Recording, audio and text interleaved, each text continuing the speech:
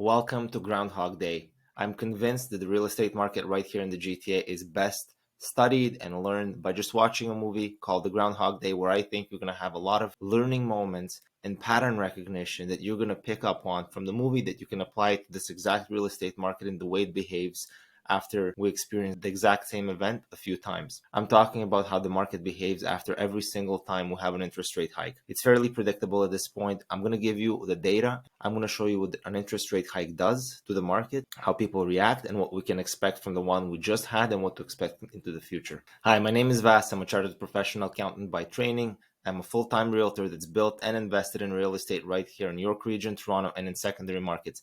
In this video, we're going to have a little bit of fun, and I'm going to talk about just the very basic human nature of what happens after every single time we have a rate hike or something like a COVID lockdown, anything like that that has an immediate impact on how housing behaves right here in the GTA and what you can do about it and what you can expect in the future and from the recent rate hike. Now, let's deep dive into the metrics of what happens on the ground floor with offers and buyers and the entire buyer pool as a whole in the GTA. This is a very interesting metric because we're now going to quantify how much traffic or how many serious buyers are removed immediately after an interest rate hike. We've already had 3 hikes, one for 25 basis points and 2 for 50 basis points each.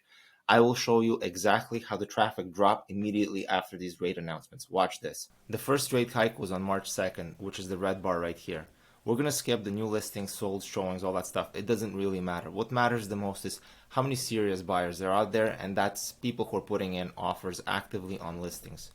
So March 2nd rate hike comes in right here. I'm looking at 30 days before and 30 days after. As you can see, a few days of decent offers and then immediately just a sharp drop off, and we keep dropping, and we went from roughly 2,700 offers being put in prior to the first rate hike all the way down to roughly 1,700 offers. That's a massive drop that happened immediately after a rate hike, and it was only 25 basis points. Mind you, there was a lot more going on at the time. There was a war starting, gas prices went through the roof, so it's not the full picture that the rate hike caused this. Nonetheless, let's watch what happens with the next one. The next rate hike was April 13th, and you will see right here where the red bar is, exact same thing, not as aggressive, but this was a 50 basis points rate hike. We went from roughly 1,700 showings all the way down to about 1,200.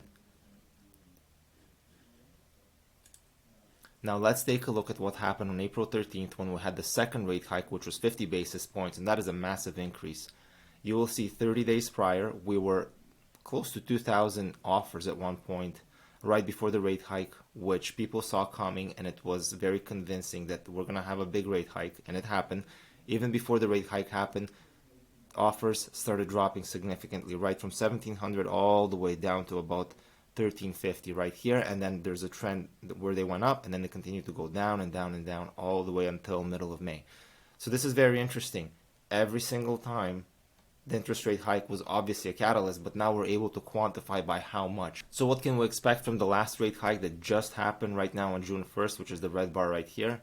Well, I mean, as you can see, we went from the peak where we're close to 3,000 offers being put in Toronto. We dropped down to below 2,000 after the first rate hike. Then we're at 1,500 after the second rate hike. And now, right before this rate hike, we're at about 1,000. So as you can see, things have really slowed down. I see this taking another hit of probably 20 to 30% less offers happening in the next 2 weeks. And then from there, the key thing that we're going to be watching for is what's going to happen with the July rate hike. Right now, we're again being told we're going to get a 50 basis points rate hike. While we need that rate hike, what I think is going to happen is we're going to have a catalyst, and it's going to be a negative catalyst, either that recession is much closer than we think, or inflation is, after all, transitory, and maybe we're going to see relief in pricing in some form or another. These are all factors that are going to put a downward pressure on the rate hikes. At least we shouldn't be getting 50 basis point rate hikes. Maybe they're going to be 25 basis points. Let's talk about basic pattern recognition. I'll give you an example from COVID and how it impacted real estate, because I see the exact same thing playing out right now with interest rate hikes.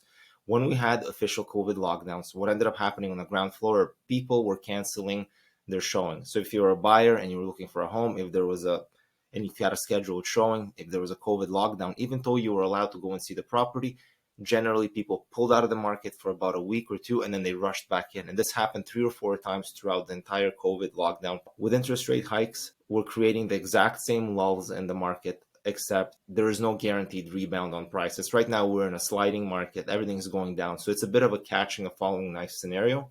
That doesn't mean that we can't understand and at least quantify what it means every single time we have an interest rate hike. In a down market right now, when we have interest rate hikes, there are two main variables that I look at. Number one, purchasing power. What is happening with that? Well, as I've said in prior videos, for every 1% interest rate hike increase that we get, purchasing power decreases by about 10%. This is a very rough ratio, but it's fairly accurate within reason.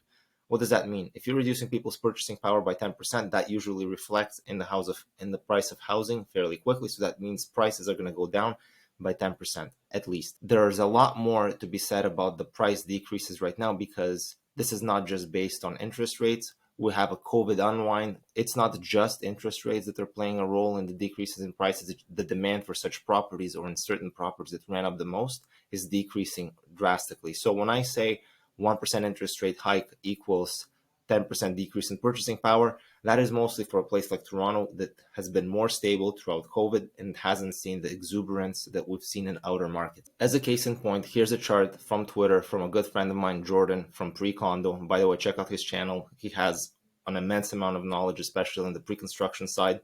So what you'll see here is in Toronto, the price has dropped exactly 10%, which goes back to what I was just talking about. For 1% increase in interest rates, prices drop 10%. Now, our interest rate hikes since February are about 1.25, so we should probably expect more in the way of decreases here.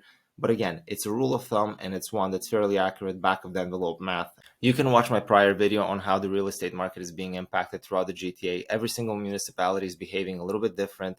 But as a seller or a buyer in this market, you need to be educated with this type of information so you can better manage your own expectations as you're going through a difficult time right now. If you're a seller, you should have already been informed that likely after this rate hike, you're going to see a massive decrease in, number one, traffic through your property and offers immediately. Usually the first 2 weeks are going to be completely dead, followed by some sort of a resurgence, and then it's going to be a wait and see. We're also entering the summertime, which is seasonally a slow time for real estate. So therefore, manage your expectations accordingly. You have to consider your timeline. Have you bought a property already? Do you need to sell? Where are you at with that? You have to consider what bridge loans are costing right now as well, and the ability to qualify for them. Timing wise, if you're a buyer, and especially a first time home buyer, this is a good time to just sit back and wait. There's no need to catch a falling knife. For first-time home buyers, I highly recommend being educated and working with a realtor that understands this, because watching these trends as they're unfolding on the ground floor, when their price is going to stabilize and when is it going to be a safe time to enter the market.